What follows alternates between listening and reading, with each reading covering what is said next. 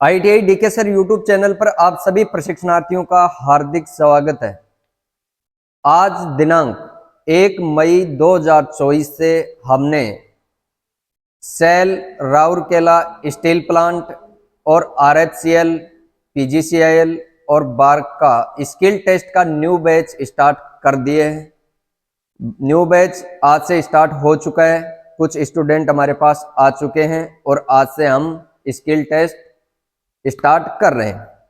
जो साथी cell, bark और RFCL, PGCIL इसमें क्वालिफाई हैं वो जल्दी बैच को ज्वाइन करें, क्योंकि हमारा बैच 1 मई से 20 मई तक चलने वाला है और 20 दिन में आपको संपूर्ण स्किल टेस्ट में पूछे जाने वाले संपूर्ण प्रैक्टिकल हम सिखाएंगे।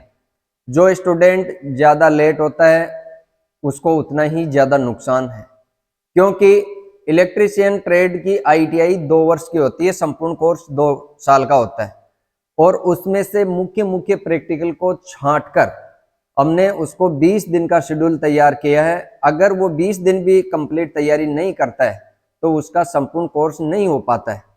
तो जो स्टूडेंट स्किल टेस्ट की तैयारी करना चाहता है वो जल्दी ज्वाइन करें बैच को। और आज से हम जो स्टूडेंट आ गए उनका स्किल टेस्ट का बैच स्टार्ट कर चुके हैं। तो कुछ हमारे पास स्टूडेंट आए, इनका स्किल टेस्ट का जो बैच है आज अपन बेसिक औजारों से चलते हैं, क्योंकि अपन स्टार्ट करेंगे औजारों से। ठीक है, औजारों से मशीनरी तक का प्रैक्टिकल अपन 20 दिन में कंप्लीट करने वाले हैं। तो आप इलेक्ट्रीशियन ट्रेड से ITI क्वालिफाई हैं, उसके बाद में कुछ स्टूडेंट हैं जो सेल में क्वालिफाई हैं, कोई RFCL में है। तो पहले इनसे पूछ लेते कहाँ से स्टूडेंट आए हैं, उसके बाद में अपन प्रैक्टिकल स्टार्ट करें। पहले आपका नाम और आप कहाँ से हो और किस डिपार्टमेंट का आप स्किल टेस्ट सीख रहे हो वो बताओ। मेरा नाम रविंद्र कुमार विश्वकर्मा है।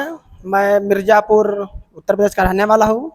मेरा स्किल टेस्ट सेल राउरकेला में है और उसी के स्किल कितनी तारीख को आपका स्किल टेस्ट? मेरा स्किल टेस्ट 28 मई को है। 28 मई को इसका स्किल टेस्ट है और टाइम से बंदा है, कोई दिक्कत नहीं, आराम से आप सीखो, 20 दिन में आप तैयार हो जाओगे स्किल टेस्ट, है ना। आगे। नमस्कार, मेरा नाम जेठाराम प्रजापति है। मैं बाड़मेर राजस्थान से हूँ और मेरा अभी जो स्किल टेस्ट आगे होने वाला है वो RFCL का है। RFCL का जी। RFCL का अभी रिजल्ट डिक्लेयर नहीं हुआ, लेकिन बढ़िया रैंक है, आंसर की में बढ़िया नंबर बन रहे हैं, तो ये पहले से ही अपनी तैयारी कर रहा है। हमेशा आप खरगोश बनते हो तो खरगोश मंजिल नहीं पहुंचता, जबकि कछुआ आपकी मंजिल पहुंच जाता है। धीरे चलता है लेकिन मंजिल खरगोश से पहले पहुंचता है। तो टाइम से अगर आप तैयारी में लग जाते हो तो कोई चैलेंज करने वाला नहीं है कि वो स्किल टेस्ट क्वालिफाई न कर सके। तो अभी रिजल्ट पेंडिंग है, रिजल्ट मई मंथ में फर्स्ट या सेकंड वीक में आपका रिजल्ट डिक्लेयर हो जाएगा। उसके बाद में 3 नंबर है। मैं रामशरण कुमार पटना बिहार से हूँ। मैं सेल में क्वालिफाई हूँ और RFCL में भी अच्छे नंबर बन रहे, उसके लिए मैं आया हूँ तैयारी करने के लिए। ये बिहार से है, नाम क्या बताया? रामशरण कुमार। रामशरण कुमार, पटना बिहार से हूँ। बिहार से। आगे। मेरा नाम दिलकुमार गुजर है, मैं राजस्थान जयपुर से हूँ और मैं भी RFCL की स्किल टेस्ट की तैयारी करने आया। Thank you. बढ़िया, RFCL वाले भी स्टूडेंट अपनी तैयारी में लग जाएं। उसके बाद अपन चर्चा करते हैं प्रैक्टिकल की। आप इलेक्ट्रीशियन हो तो ये बताइए मेरे को, आप इलेक्ट्रीशियन क्या होता है, किसको कहा जाता है इलेक्ट्रीशियन? से संबंधित जो भी वर्क रहता है, मशीनरी हो चाहे घरेलू वायरिंग हो, उन सारे काम को जो करने वाला जो व्यक्ति रहता है वो इलेक्ट्रीशियन कहलाता है। शाबाश, बढ़िया बात बताई इसने कि विद्युत से संबंधित जो भी मशीन हो, उपकरण हो, उसकी मेंटेनेंस और अनुरक्षण करने वाले कारीगर को क्या कहा जाता है? इलेक्ट्रीशियन कहा जाता है। विद्युत से चलने वाले जैसे मोटर, जनरेटर, ट्रांसफार्मर, बहुत से उपकरण मशीनरी हैं जिनके रख रखाव और अनुरक्षण, उसका निर्माण करने वाले कारीगर को ही क्या कहा जाता है? इलेक्ट्रीशियन कहा जाता है। अपन बात कर रहे हैं कि विद्युत से चलने वाली मशीन, तो विद्युत क्या होती है ये बताओ। इसमें चार्ज होता है, चार्ज का फ्लो होता है जिसका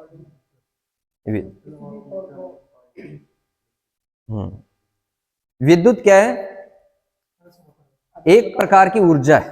क्या है? ऊर्जा है। इस ऊर्जा को अपन न तो देख सकते हैं, न इसको पकड़ सकते हैं, केवल इसके प्रभाव का अपन अनुभव कर सकते हैं।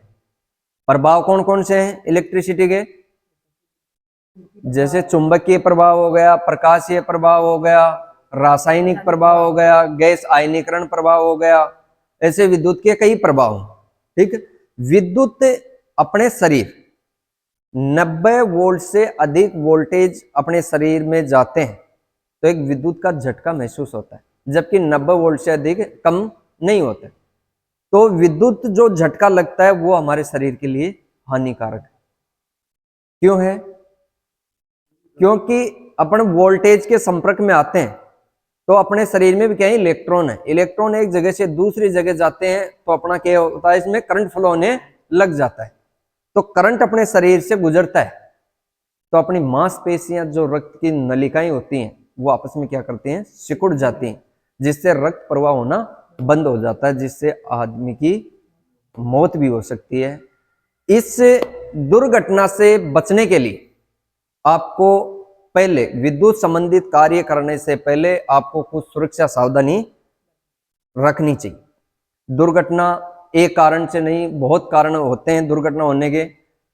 जैसे कार्य के प्रति सजग नहीं होना, कार्य का ज्ञान नहीं होना, आवश्यक औजार उपकरणों का सही से प्रयोग नहीं करना, पीपीई का इस्तेमाल नहीं करना। पीपीई का मतलब जानते हो? Personal protective equipment. जैसे कौन कौन से आते हैं पीपी के अंदर? हेलमेट आ गया, ग्लव्स आ गया, चश्मा आ गया, सेफ्टी बेल्ट आ गया, सेफ्टी शूज आ गया, फेस मास्क हो गया, ग्लव्स हो गए। हाँ, वो सेफ्टी बेल्ट आ गया। तो इनका भी आपको क्या करना है? इस्तेमाल करना। पहला पॉइंट तो इसमें होता है कि कार्य की अज्ञानता, कि उसको कार्य करने का नॉलेज ही नहीं।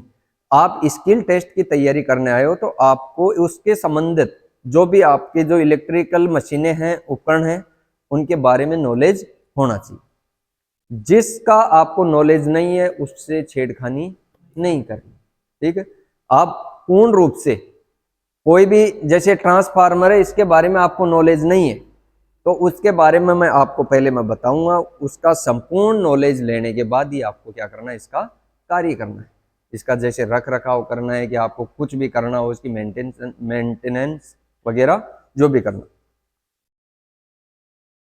अब सेफ्टी के अंदर आप मान लो सेफ्टी शूज हो गए, हेलमेट हो गया, ग्लव्स हो गए। ये इधर ग्लव्स हैं, ये मेरे को देना।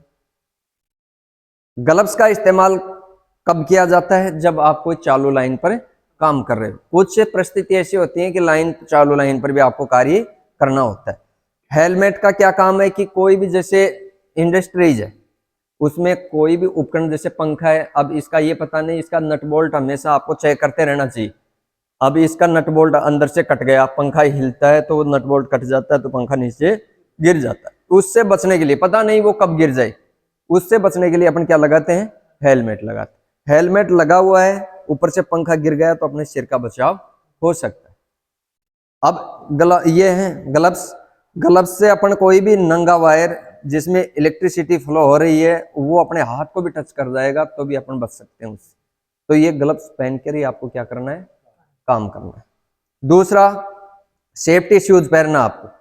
सेफ्टी शूज, नंगे पांव से क्या होता है? जमीन से आप अर्थ हो जाते। तो हमेशा कोई चप्पल वगैरह नहीं पहननी है। कोई भी इलेक्ट्रिसिटी संबंधित कार्य कर रहे हो तो आपको क्या करना है?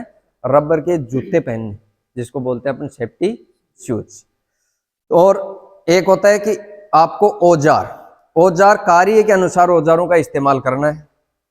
औजार इलेक्ट्रीशियन के अंदर औजारों को दो भागों में विभाजित किया गया है। एक तो होता है टूल किट औजार और एक होता है अन्य औजार की श्रेणी में आते हैं। अन्य औजार जो कभी कभार काम में आते हैं और टूल किट के अंदर जो रेगुलर काम में आते हैं। ये अपने औजार हैं जो इलेक्ट्रीशियन के काम में आते हैं। जैसे इलेक्ट्रीशियन का सबसे महत्वपूर्ण औजार की बात करें तो होता है अपना कॉम्बिनेशन प्लायर। यह है कॉम्बिनेशन प्लायर। अब कॉम्बिनेशन प्लायर है, मेन बात तो ये ध्यान रखनी कि आप बिजली का काम करते हो तो इस पर जो इंसुलेशन है ये बरकरार रखना चाहिए। जहां से इंसुलेशन कटा फटा होता है वहां इस पर क्या करने नहीं, टेप लगा देनी है, इंसुलेटेड इसको करना है। अब ये कॉम्बिनेशन प्लायर है, तो कॉम्बिनेशन प्लायर का क्या काम होता है, इससे अपन कई काम कर सकते हैं। ठीक है, प्लायर की बात करें तो प्लायर बहुत से होते हैं, जैसे नोज प्लायर हो गया, साइड कटिंग प्लायर हो गया, फ्लैट नोज प्लायर हो गया, राउंड नोज प्लायर हो गया। तो प्लायर तो कई प्रकार के होते हैं, लेकिन इसका नाम कॉम्बिनेशन प्लायर रखा गया है। तो इसका मतलब क्या है कि इससे अपन एक से अधिक कार्य कर सकते हैं। कार्य करने कौन कौन से, आपको किसी वायर को पकड़ना और उसको ऐंठना, उसको काटना, और कोई भी नट बोल्ट भी अगर आपको पकड़ना, इसमें ग्रिप बनी होती है, जैसे कोई गोल आकार का कोई जॉब हो उसको अपना आसानी से पकड़ सकते हैं। तो कोई किसी जॉब को पकड़ना, वायर को ऐंठना, वायर को काटना, प्लस वायर का इंसुलेशन भी इससे अपने उतार सकते हैं। ठीक है, ये इलेक्ट्रीशियन का सबसे महत्वपूर्ण औजार। साइज की बात करें तो 150 से 250 mm तक इसमें साइज में उपलब्ध होता है, जैसे आपकी सुविधा हो उस हिसाब से आप काम में ले सकते हो। अब ये कितने mm का है, 250 mm का है ना। इससे छोटा आता है वो 150 का आता है ना। दूसरा आता है स्क्रू ड्राइवर। ठीक है, स्क्रू ड्राइवर क्या काम में आता है, पेच को खोलना और कसना, ये स्क्रू ड्राइवर है। इसके मान लो कि भाग की बात करें अपन, ये तो होता है इसका हैंडल, ये होता है इसका सेंक, और ये होती है बिट जिसको बोलते हैं टिप। ठीक, इसका काम क्या है, कॉम्बिनेशन इसका स्क्रू ड्राइवर का स्क्रू पेच को खोलना और कसना, इससे अलावा इसका कोई काम नहीं। कई बार क्या होता है कि इसको आप चिजल की तरह काम में ले लेते हो, कोई भी जॉब में कोई होल निकालना हो, उसको काटना हो, तो आप चिजल की तरह इस पर हथौड़ी की चोट लगा देते हो, इसका हैंडल क्रैक हो जाता है और टूट जाता। तो ऐसा नहीं करना आपको, ये इसका काम है केवल स्क्रू को खोलना और कसना। हाँ, इसमें भी क्या होता है, इसकी सेंक पर इंसुलेशन होना चाहिए, इलेक्ट्रिसिटी काम कर रहे हो तो। ठीक है, अब अपने बारी बारी से लेते हैं, इधर से सारे औजार बता देता हूं मैं आपको। ये होता है साइड कटर प्लायर, जिसको डायगोनल कटर प्लायर भी बोलते हैं। इससे पतले वायर जैसे एल्यूमिनियम हो गया, कॉपर वायर हो गया, इससे जीआई वायर नहीं काटना है, नहीं इसका ये जबड़ा खराब हो जाए। तो इसका काम है केवल वायर को काटना, अपने इंसुलेशन भी उतार सकते हैं इससे, लेकिन इसका मुख्य तौर पर कार्य है पतले और नरम वायर को काटना। ये क्या होता है, पिंसर होती है, इसका नाम है पिंसर। पिंसर का क्या उपयोग है, लकड़ी या दीवार में अपन कोई वायरिंग करते हैं, कोई कील लगाते हैं और वो कील फंस जाती है, तो उस कील को अपन निकाल सकते हैं। इसका काम केवल कील को निकालने का है, नाम है इसका पिंसर। ये होती है स्निप। स्निप में भी दो प्रकार होते हैं, एक तो स्ट्रेट और एक बेंट। ये किसी चादर को, पतली धात्विक चादर को सीधी दिशा में काटने के लिए तो स्ट्रेट का काम लेते हैं, और किसी को गोलाई में काटना हो तो उसकी जगह अपन बेंट स्निप का काम करते हैं। यह है ट्राई स्क्वायर, जिसको बोलते हैं अपन गुणिया। इसका क्या काम है, 90 एंगल को मापने के लिए, 90 डिग्री एंगल को मापने के लिए। अपन कहाँ मापते हैं 90 डिग्री एंगल, घरेलू वायरिंग के लिए या औद्योगिक क्षेत्र में कोई वायरिंग करते हैं, लेकिन वायरिंग में इसका उपयोग किया जाता है। यह है फेज टेस्टर। फेज टेस्टर का क्या काम है, ये सप्लाई में फेज की उपस्थिति की जांच करता है कि फेज इसमें कौन सा है। ठीक है, इसमें भी क्या होता है, सेंक होता है, हैंडल होता है, और इसमें टिप होती है, प्लस इसमें एक नियॉन लैंप होगा और एक उच्च मान का रजिस्टर होगा। नियॉन लैंप का क्या काम है, इंडिकेट करना, और रजिस्टर का क्या काम है, वोल्टेज को ड्रॉप करना, कम वोल्टेज देना है इसको। ठीक है, और इसका उपयोग अपन 500 वोल्ट तक की सप्लाई की उपस्थिति जांच करने के लिए कर सकते हैं, इससे अधिक आपको नहीं करना। ये स्क्रू ड्राइवर हैं। स्क्रू ड्राइवर भी काम के अनुसार, कार्य के अनुसार अलग आकार प्रकार के होते हैं, साइज में छोटे बड़े भी होते हैं, और जैसे flat, cross tip, you tip, ये काम के अनुसार अलग अलग पड़ते। काम क्या है इसका? केवल स्क्रू को खोलना और कसना। एक होता है सेंटर पंच। इस सेंटर पंच का क्या काम है? मेटल के औजार पर छिद्र करने से पहले उस पर गाइड होल तैयार करने के लिए इसका उपयोग किया जाता है, सेंटर पंच का। जबकि कोई लकड़ी हो, उसमें अपन कोई सेंटर में उस पर मार्किंग करना है, तो उसकी जगह अपन क्या काम में लेंगे? पोकर लेंगे। धात्विक कोई जॉब है, उसमें अपन लेंगे सेंटर पंच, और लकड़ी सनमाई का सीट हो, उसमें क्या लेंगे? पोकर। दोनों मार्किंग औजार, ठीक है। उसके बाद में है माइक्रोमीटर। माइक्रोमीटर का क्या उपयोग है? वायर का व्यास मापने के लिए इसका उपयोग किया जाता है। जबकि एक अन्य औजार भी है जिससे हम वायर का व्यास मापते हैं, यह है SWG, स्टैंडर्ड वायर गेज। इससे भी अपन वायर का व्यास माप सकते हैं और माइक्रोमीटर से भी माप सकते हैं। दोनों है मापक औजार। यह है पाइप कटर। इसका उपयोग धात्विक या GI, कंड्यूट, सभी प्रकार के इससे अपन वायर की कटिंग कर सकते हैं, वायर को, इस पाइप को काट सकते हैं पाइप कटर से।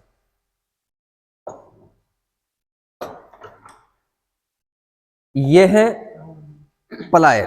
प्लायर आपको बताया कि अलग अलग आकार प्रकार में होते हैं। ये तो फ्लैट नोज प्लायर और ये है round knows plier. Flat knows plier का उपयोग कहाँ किया जाता है? किसी भी तंग स्थान जहां अपना हाथ नहीं जाता है, बड़ा पेचकस प्लास नहीं जाता है, वहां किसी जॉब को या स्क्रू नट बोल्ट को पकड़ना और उसको खोलना या जुड़ना, दोनों काम। उसको बाहर भी निकाल सकते हैं, उसको अपन पकड़कर उसको कस भी सकते हैं और खोल भी सकते हैं। और राउंड नोज प्लायर का उपयोग कहाँ किया जाता है? कई ऐसी मशीन होती हैं जिसमें नट बोल्ट से पहले कोई वाशर या हुक लगाया जाता है, उस हुक को गोलाई में बनाकर उस हुक को सेट करने के लिए इसका उपयोग करते हैं, राउंड नोज प्लायर। एक है जिमलेट। यह है जिमलेट। जिमलेट का उपयोग कहाँ किया जाता है? लकड़ी में कोई छोटा होल निकालने के लिए जिमलेट का उपयोग करते हैं, और ये हाथ से निकलता है। इससे अपन लकड़ी में लगाया और हाथ से अपने इसको घुमाएंगे, होल तैयार हो जाएगा। इसका नाम है जिमलेट। अब करते हैं अपने फाइल की बात। फाइल का मतलब रेती। रेती भी कार्य के अनुसार कई आकार और प्रकार की होती है। जैसे कौन कौन से प्रकार की होती हैं? Flat, half round, full round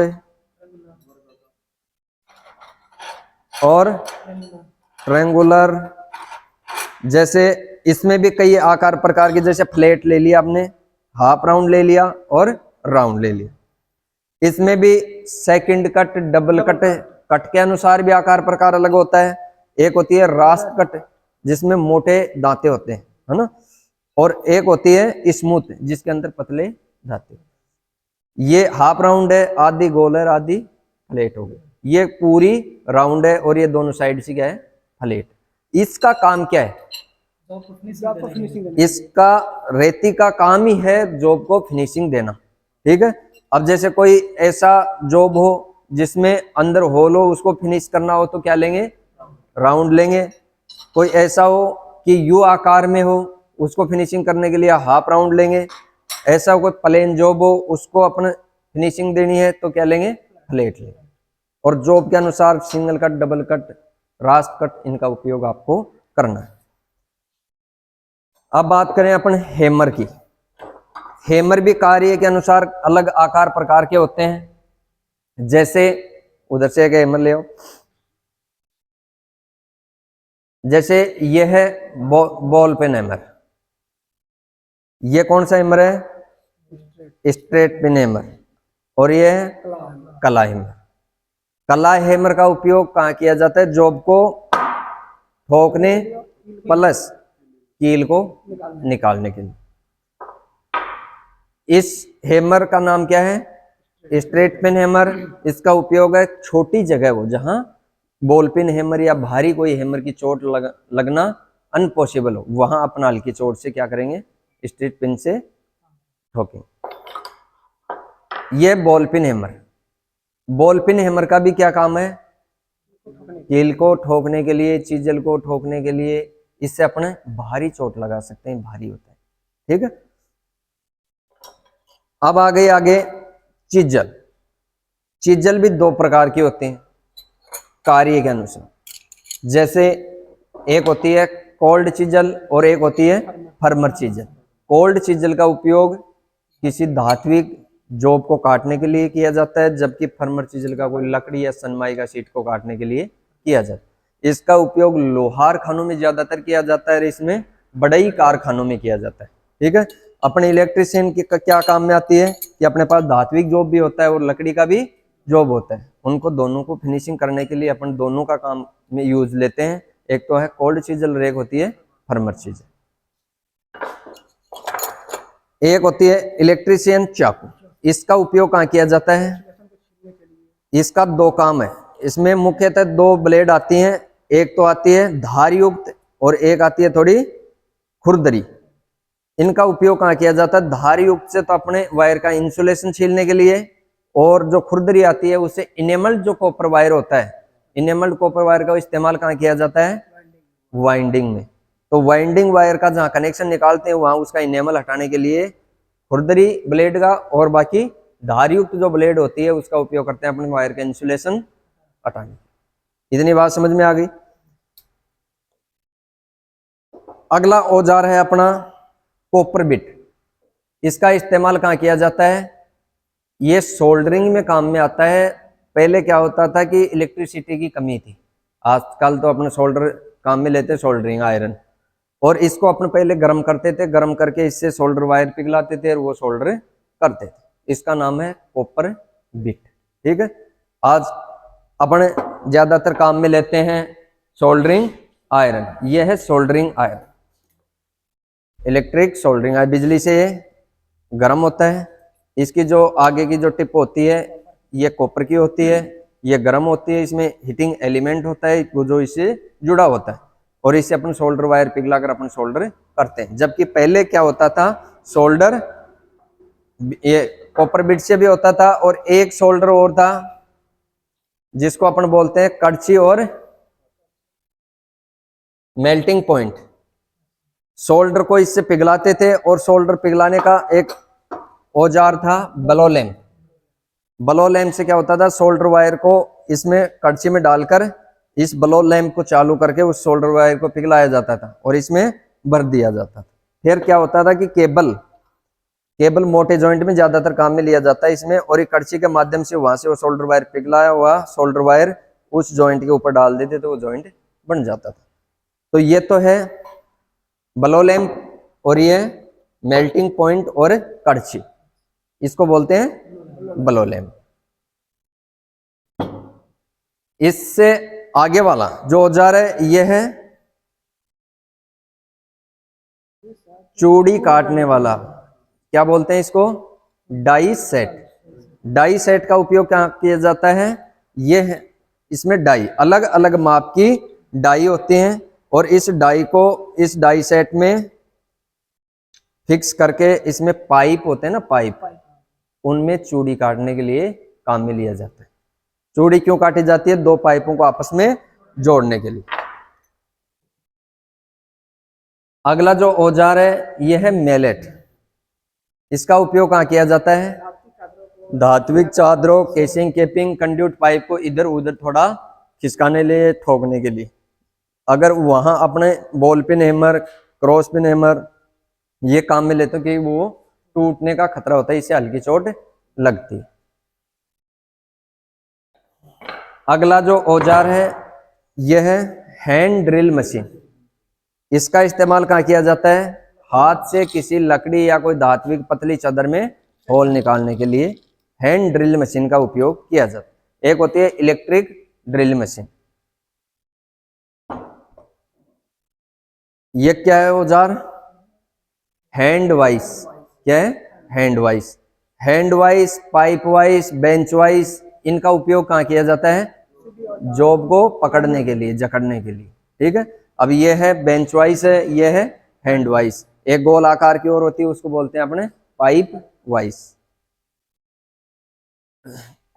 अगर जॉब भी कई टेढ़े मेढ़े आकार में होते हैं, ये होती है सी क्लैंप। कोई जॉब इसमें फिट नहीं हो रहा है तो अपन पकड़ते हैं, तो सी क्लैंप से भी उसको जॉब को क्या कर सकते हैं? अपने पकड़ सकते हैं। इसको बोलते हैं सी क्लैंप।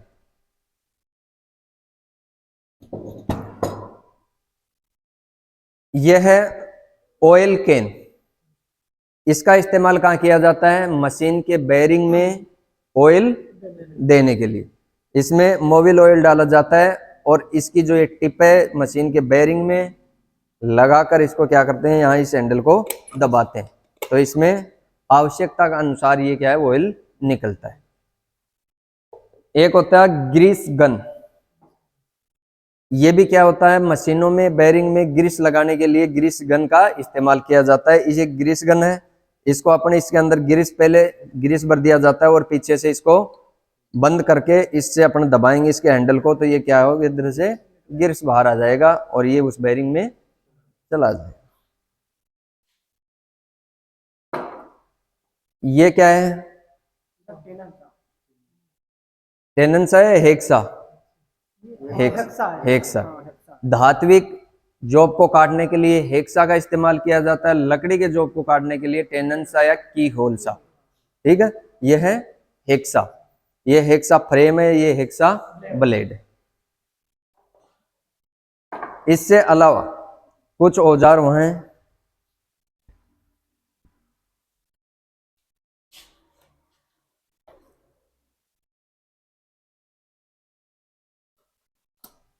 यह है पुल्लर। क्या है? पुल्लर। एक तो होता है बेरिंग पुल्लर और एक होता है पुली पुल्लर। जिसके दो टांग है उसको तो बोलेंगे बेरिंग पुल्लर, जिसमें तीन है उसको बोलेंगे पुली पुल्लर। बेरिंग और पुली जानते हो क्या होता है? मशीनों की शाफ्ट में जो बेरिंग लगाया जाता है उसको निकालने के लिए तो बेरिंग पुल्लर का इस्तेमाल किया जाता है, और मशीन की शाफ्ट पर जो पुली लगाई जाती है उसको किससे निकालेंगे? पुली पुल्लर से। एक होता है इंची टेप या मापक फीता। इसका इस्तेमाल कहाँ किया जाता है? किसी जॉब को या दूरी को मापने के लिए। ठीक है, ये भी साइज में 10 मीटर, 5 मीटर, 15 मीटर अलग अलग प्रकार के होते हैं, कोई फिक्स साइज नहीं है इसकी। ये क्या है? क्रैंपिंग टूल। प्लस इसमें एक औजार को और सम्मिलित कर दिया गया है, वो है वायर स्टिपर। ठीक है, ये लग्स को क्रैम्प्ड भी करेगा, प्लस वायर का इंसुलेशन भी उतारने के लिए इसका इस्तेमाल कर सकते हैं। अब है स्पेनर। यह है डबल एंडेड और यह है एडजस्टेबल स्पेनर। इसका इस्तेमाल कहाँ किया जाता है? किसी नट बोल्ट को खोलने और कसने के लिए किया जाता है। यह होता है मल्टीमीटर। इसका इस्तेमाल कहाँ करते हैं अपन? वोल्टेज, करंट, कंटिन्यूटी, रेजिस्टेंस, अन्य वैद्युतिक राशियों का मापन करने के लिए मल्टीमीटर का इस्तेमाल करते हैं। एक होता है क्लैंप मीटर। यह क्लैंप मीटर किसी वायर को बिना काटे, बिना छेड़खानी किए उस वायर का करंट मापने के लिए क्लैंप मीटर का इस्तेमाल किया जाता है। यह क्लैंप मीटर। एक होता है कि ये जो मीटर होते हैं इनकी निर्धारित सीमा होती है 200 वोल्ट, 300 वोल्ट, 500 वोल्ट, 600 वोल्ट, अधिकतम 1000 वोल्ट मान लो। उससे अधिक अगर आपको वोल्टेज या उच्च मान की करंट मापना हो तो उसके लिए क्या इस्तेमाल करोगे आप? सीटी और पीटी। उच्च मान की अगर वोल्टेज मापनी है तो वहां पोटेंशियल ट्रांसफार्मर, जिसको पीटी बोलते हैं, उसका इस्तेमाल किया जाता है, और उच्च मान की करंट मापने के लिए वहां सीटी, जिसको बोलते हैं करंट ट्रांसफार्मर। ये सीटी और पीटी दोनों। ठीक है, उसके बाद में अपने पास रखा हुआ है यहाँ चौक, ट्यूबलाइट चौक। यह है चौक, इनका प्रैक्टिकल आपको करवाएंगे। चौक का क्या काम है, स्टार्टर का क्या काम है, ट्यूबलाइट का कनेक्शन कैसे होता, यह आपको बताएंगे ट्यूबलाइट के प्रैक्टिकल में। बात करें अपन औजारों की, औजारों के अंदर अगला अपना औजार है, यह भी मापक औजार है जिसको बोलते हैं अपन कैलिपर। कैलिपर जो है बाहर की तरफ मुड़ा हुआ है उसको तो बोलेंगे इनसाइड कैलिपर, और जो अंदर की ओर घुमा है मुड़ा हुआ है इसको बोलेंगे आउटसाइड कैलिपर। एक होता है डिवाइडर जिस वो सीधा होता है, ठीक है। यह है धात्विक जो जॉब होता है उस पर मार्किंग करने के लिए इसका इस्तेमाल किया जाता है। ये ज्यादातर फिटर मशीनिस्ट वाले जो ट्रेनीज होते हैं वो इस्तेमाल करते हैं। हाँ, अब जो अपने काम में आने वाले थे मुख्य मुख्य औजार वो लगभग पूरे हो गए। अब इन औजारों का इस्तेमाल आपको कैसे कैसे करना है, मैं प्रत्येक प्रैक्टिकल में जो औजार का इस्तेमाल होगा वो उस टाइम पर मैं आपको बताऊं।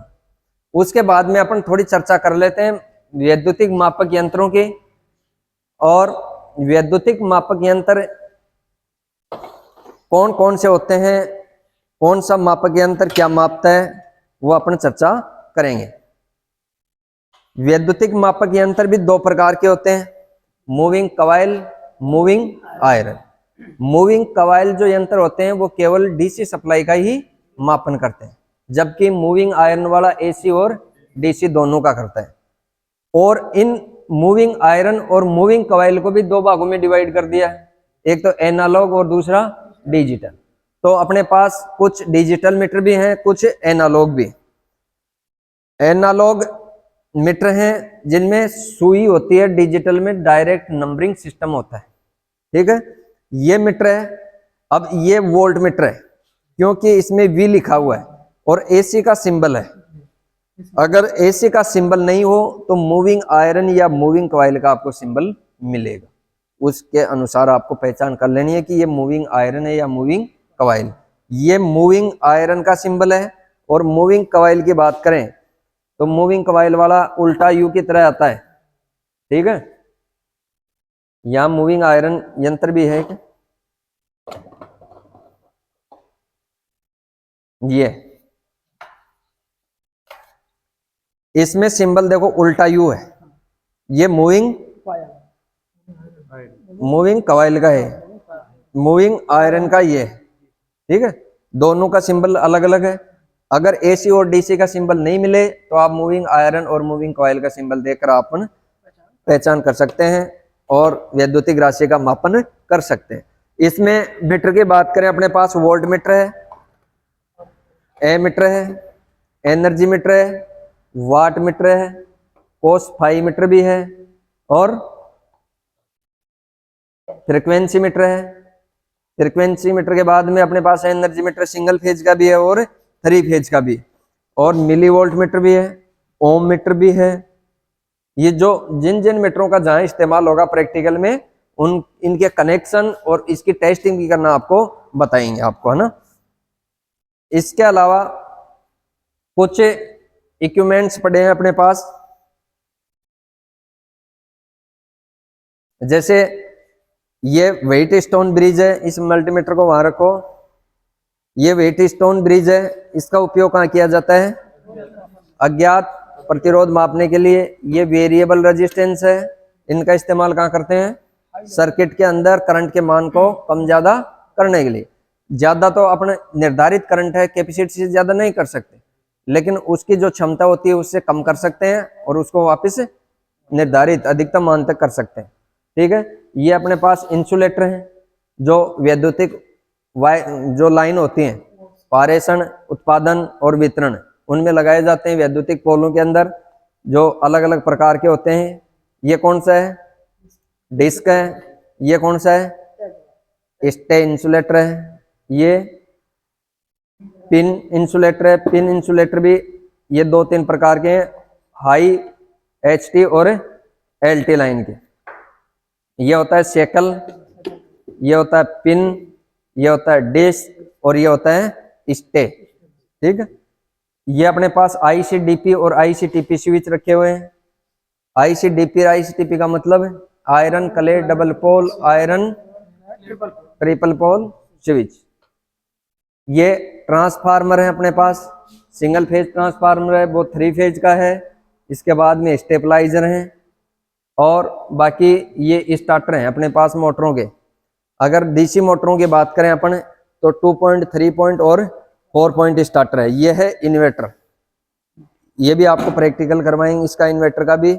ये है ड्यूल स्टार्टर जो सिंगल फेज इंडक्शन मोटर को चलाने के लिए और 3 फेज 5 HP तक की मोटर को चलाने के लिए इस्तेमाल होता है। यह है मैनुअल स्टार डेल्टा स्टार्टर, इसका इस्तेमाल 3 फेज इंडक्शन मोटर को चलाने के लिए किया जाता है। स्टार डेल्टा स्टार्टर भी 3 प्रकार के होते हैं, मैनुअल, सेमी ऑटोमेटिक और ऑटोमेटिक। जो अपने पास तीनों प्रकार के स्टार्टर हैं। 3 फेज मोटर का जैसे प्रैक्टिकल आएगा उसमें आपको तीनों स्टार्टरों का कंट्रोल और पावर वायरिंग करना सिखाएंगे और मोटर का कनेक्शन करके मोटर को चलाना सिखाएंगे। यह है मिक्सचर ग्राइंडर। मिक्सचर ग्राइंडर में कौन सी मोटर लगी होती है? Universal single phase universal motor. और यूनिवर्सल मोटर की क्या पहचान होती है कि वो AC और DC दोनों सप्लाई से चलती है और हाई स्पीड मोटर होती है। ठीक है, यह है इलेक्ट्रिक आयरन, इसका भी आपको प्रैक्टिकल बताएंगे। अभी SSB का स्किल टेस्ट हुआ है, उसमें भी इलेक्ट्रिकल आयरन और इस मिक्सचर ग्राइंडर का भी प्रैक्टिकल पूछा गया था। ठीक है, और ये इंडक्शन चूल्हा है, ये ग्राउलर है। ग्राउलर का क्या काम है? वाइंडिंग नहीं, आर्मेचर जो होता है, ये armature short circuit open circuit हो जाता है, उसकी टेस्टिंग करते हैं अपने इससे ग्राउलर से। ठीक है, उसके बाद में अपने कुछ मशीनरी हैं, मशीनरी के बारे में चर्चा करेंगे। यह है मशीन ट्रेनर। मशीन ट्रेनर का इस्तेमाल कहाँ करते हैं अपन? ये केवल प्रैक्टिकल में काम आता है। प्रैक्टिकल में क्या होता है? AC को DC में बदलना, DC को AC में बदलना, कम वोल्टेज हाई वोल्टेज, जैसा भी आपको आवश्यकता है उस अनुसार अपने वोल्टेज के मान को घटा बढ़ा सकते हैं। AC को DC में, DC को AC में कन्वर्ट, जैसे MG सेट होता है, AC to DC भी होता है, DC to AC भी होता है, और AC to DC के मान को कम ज्यादा करके अपना आउटपुट में ले सकते हैं। यह है ट्रेनर मशीन। और यह है क्या बोलते हैं इसको? ग्राइंडर। क्या? ग्राइंडर। किसी जॉब को घिसने के लिए, धार युक्त करने के लिए, फिनिशिंग देने के लिए ग्राइंडर का इस्तेमाल करते हैं। यह MG सेट है AC to DC। ये 3 फेज इंडक्शन मोटर है, इसको अपन चलाते हैं मैनुअल स्टार डेल्टा स्टार्टर से। ये DC शंट जनरेटर है, आउटपुट में क्या देगा? DC सप्लाई देगा। DC जनरेटर किस सिद्धांत पर कार्य करता है? फैराडे के विद्युत चुंबकीय प्रेरण सिद्धांत पर कार्य करता है। ठीक है, ये भी MG सेट है। ये DC to AC, DC machine लगी हुई है, इसमें शंट DC मोटर लगी हुई है, और ये किसको घुमाएगी? अल्टरनेटर को। ये 3 फेज अल्टरनेटर जो AC का उत्पन्न करेगा, AC सप्लाई जनरेट करेगा। ठीक है, ये 3 फेज अल्टरनेटर है। अब एक MG सेट आगे और आपको दिखाएंगे जो AC मोटर से, AC to DC होगा, AC मोटर से चलेगा और DC सप्लाई जनरेट करेगा। इसमें दोनों है, ये शंट जनरेटर है, DC शंट जनरेटर, ये DC सप्लाई जनरेट करेगा। इसको यांत्रिक ऊर्जा कौन प्रदान करेगी? Single phase induction motor. इसके आगे कंपाउंड जनरेटर लगा हुआ है, DC कंपाउंड जनरेटर। इसको भी सप्लाई कौन सी मोटर देगी? ये सप्लाई नहीं देकर इसको देती है यांत्रिक ऊर्जा, इसको मैकेनिकल एनर्जी देगी तो इलेक्ट्रिकल एनर्जी में कन्वर्ट कर देगा। फिर अपने पास है 3 DC motor, DC series, DC shunt और DC कंपाउंड। 3 प्रकार की होती है ना मुख्य तौर पर मोटर, सीरीज, शंट और कंपाउंड। उसके बाद में अगला जो पैनल है यह 3 फेज इंडक्शन मोटर का। ये मैनुअल स्टार डेल्टा स्टार्टर है, ये 3 फेज इंडक्शन मोटर है 5 HP। ठीक है, इसको अपने प्रैक्टिकल में ड्यूल स्टार्टर से भी चलाएंगे, स्टार डेल्टा स्टार्टर से भी चलाएंगे, जिसमें ऑटोमेटिक भी लगा देंगे, सेमी ऑटोमेटिक और मैनुअल भी। ठीक है, आगे स्लिप रिंग इंडक्शन मोटर। ये स्लिप रिंग इंडक्शन मोटर, इसकी क्या विशेषता है कि एसी मोटर की स्पीड को अपन नियंत्रित नहीं कर सकते। ये एसी मोटर है 3 फेज की है, लेकिन इसकी स्पीड को नियंत्रित करने के लिए इसमें स्लिप रिंग लगा दी गई और स्लिप रिंग को बाहर से रेजिस्टेंस जोड़कर उसकी स्पीड को कंट्रोल कर सकते हैं अपन। यह AC series motor, DC series motor की तरह क्या लगाई गई है, एसी सीरीज मोटर। ये क्यों बनाई गई है, हाई स्पीड लेने के लिए, है ना। कोई मोटर है कि वो निर्धारित स्पीड होती है, इससे अपना हाई स्पीड, कोई मशीन को हाई स्पीड पे चलाना हो तो एसी सीरीज मोटर को चलाएं। यह है capacitor start induction run motor. इसको अपन कैपेसिटर स्टार्ट भी बना सकते हैं और कैपेसिटर स्टार्ट रन भी बना सकते हैं। सिंगल कैपेसिटर से चलेगी और डबल से भी चलेगी, ठीक है। इसको चलाने के लिए कौन सा स्टार्टर लेते हैं अपन, ज्यादातर डिओल स्टार्टर, ठीक है। यह है यूनिवर्सल मोटर, ये एसी और डीसी दोनों से चलती है, हाई स्पीड मोटर है। इसका इस्तेमाल मिक्सर ग्राइंडर और सिलाई मशीन, हाँ, इनमें काम आती है जहां स्पीड अधिक की आवश्यकता हो। ये 2 मशीन और बची हैं, इनको बोलते हैं अपन आईजीबीटी मशीन।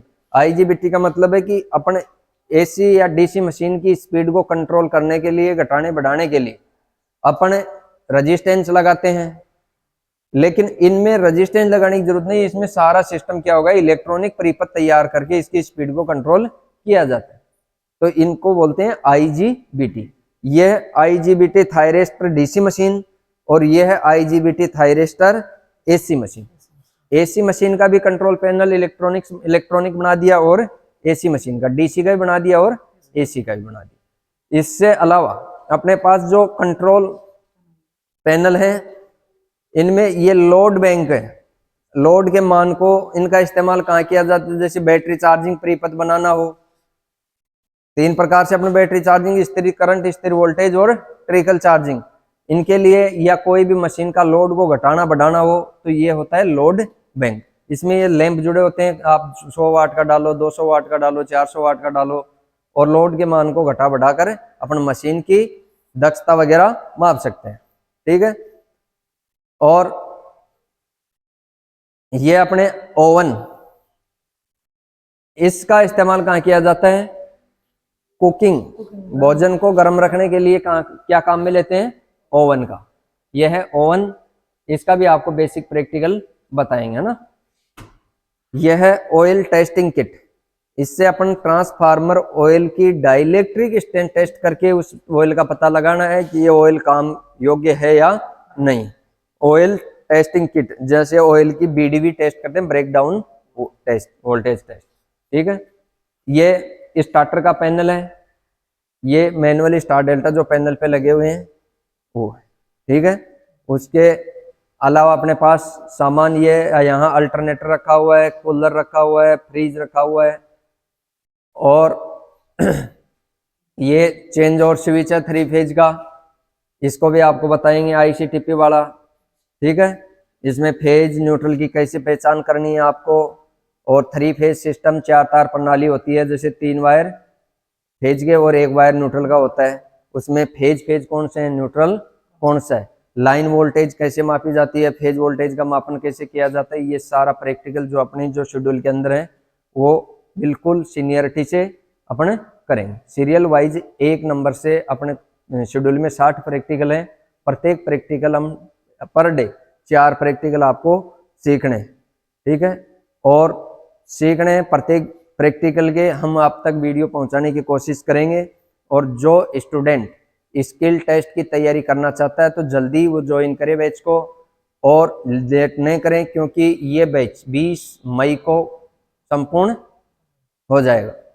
तो लेट मत करो, लेट आप होगे नुकसान आपका होगा, क्योंकि 1-2 दिन तो लेट हो जाते हो तो वो तो क्या है, रिवाइज हो जाता है, लेकिन 2-4 दिन से ज़्यादा चले जाओगे तो 15-20 प्रैक्टिकल एडवांस हो जाएंगे तो वो रिवाइज नहीं हो पाएंगे। तो आप अगर स्किल टेस्ट की तैयारी करना चाहते हैं तो हमारी इंस्टीट्यूट है Vinayak skill training centre, food Sikar, Rajasthan, और आपको इसका जो एड्रेस चाहिए वो डिस्प्ले में आपको नंबर दिए जाएंगे, उस पर नंबर पर संपर्क कर सकते हैं। थैंक यू, धन्यवाद।